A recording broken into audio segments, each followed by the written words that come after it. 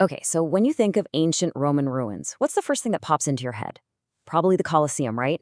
Or maybe the Forum. But today, we're going to talk about a place that's less about spectacle and more about solving one of the biggest problems in history. We're talking about Ostia Antica, the city that was literally the engine that powered ancient Rome. I mean, really think about that question for a second. 1 million people in one city, and you have no refrigeration, no highways, no cargo planes. All you have are ships, river barges, and good old-fashioned muscle. The survival of the entire Roman Empire hinged on the answer to this question. And the answer, in a word, was Ostia. All right, so let's get into it. How did this one city become the solution to Rome's massive problem? Well, it was anything but an accident. Ostia was engineered, from the ground up, to be Rome's essential lifeline. Just take a look at this plan of the city. This map tells you everything you need to know. See that orderly grid of streets, the massive docks along the river? This wasn't some quaint little town that just happened to grow by the sea. Oh no. This was a purpose-built, logistical machine designed for one reason and one reason only: to receive, store, and ship everything the capital needed to function. And what was the absolute heart of that machine, the engine room, so to speak? It was its incredible network of warehouses, which the Romans called horrea. And I want you to get any image of a simple shed out of your mind. These were sophisticated, often multi-story buildings with specially raised floors to keep goods ventilated and dry, and thick, secure walls. This is where the wealth of an entire empire was literally kept under lock and key. The sheer scale of what was happening here is just mind-boggling. To try and put it into perspective, experts estimate that about 1 million tons of goods moved through Ostia every single year. 1 million tons.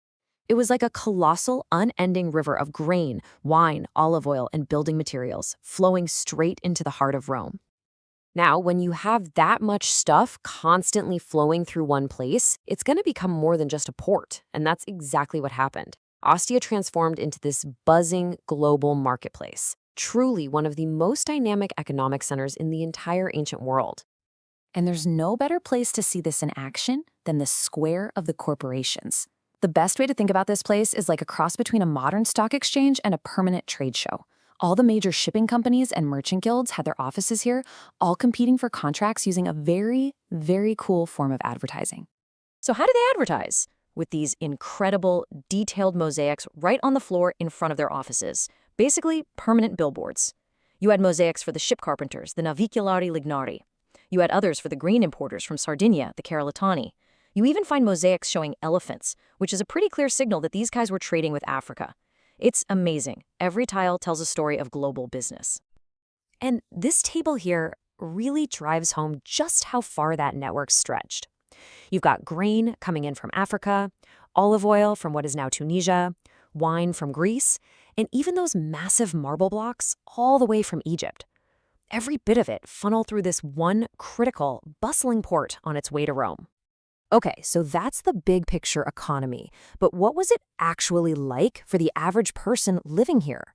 Let's zoom in from the trade routes and warehouses to the daily experience of life in this ancient boomtown. For most folks, home was an apartment building or insula.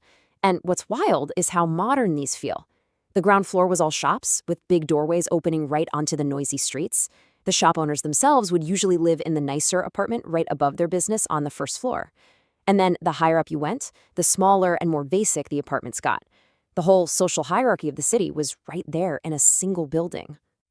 And life here, well, it could be pretty flavorful. Thanks to some ancient cookbooks that have survived, we have an idea of what people ate. And some of the local delicacies might sound a bit odd to us. How about some flamingo's tongue? Or maybe some grilled dormouse? It's a pretty good reminder that tastes have definitely changed a bit over the centuries. And some other daily routines were, let's just say, different, especially when it came to personal privacy. Take the public latrines. They had these long marble benches that could seat maybe 20 people all at once, with, not a lot of personal space. And instead of toilet paper, they used a shared sponge on a stick. Yep, a shared one. Kind of makes you appreciate your modern bathroom, doesn't it? So Ostia wasn't just a city of goods, it was a city of people. And more than that, it was this incredible melting pot of immigrants, entrepreneurs, and former slaves, all looking for their big break. This chart gives you a pretty good idea of that diversity. We know from names on tombstones and in business records that people came here from every corner of the empire. North Africa, Spain, Gaul, the Greek-speaking East. Ostia was a city built and run by newcomers. And this created something the historian Russell Meigs called a social revolution. See, freed slaves, or liberties, weren't on the edges of society here. They were right at the center of it all. They formed a powerful and growing middle class of merchants and traders who pretty much ran the city's economy. They were the engine within the engine. But for all of that opportunity, life in a packed, chaotic port city could also be incredibly dangerous. And we don't have to guess about this. The Romans tell us these stories themselves.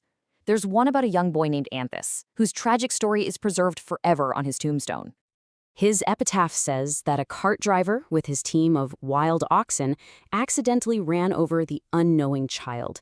It's just a heartbreaking little snapshot that reminds you how precarious life could be in the middle of all that noise and traffic. So what happened? Eventually, the great engine of Rome started to sputter and slow down. So what became of this absolutely vital city, and what kinds of mysteries is it still holding on to? You know, unlike Pompeii, Ostia didn't have a big, dramatic disaster that ended it all. The decline was slow. As one historian put it so well, life in Ostia did not end with a bang, but with a whimper. As the Roman Empire itself started to shrink and its population declined, the port that fed it just wasn't needed as much. The river began to silt up, and the once thriving city just gradually faded into history. But the ruins definitely still hold some secrets. For example, archaeologists discovered this incredible cache of 46 magnificent marble columns, shipped all the way from Greece. They were already inscribed with a name, ready to be used in some grand new building, and they were just left there, abandoned. Why? What huge project was suddenly canceled? It's a fantastic, unsolved mystery. And that really brings us to a final thought. Ostia was the heart of a vast, complex global network. It was a system that was incredibly strong and resilient for centuries, but in the end, it was also fragile because its fate was tied completely to the superpower it served. And it makes you wonder, doesn't it? What can Rome's ancient lifeline teach us about our own global supply chains, right here, right now?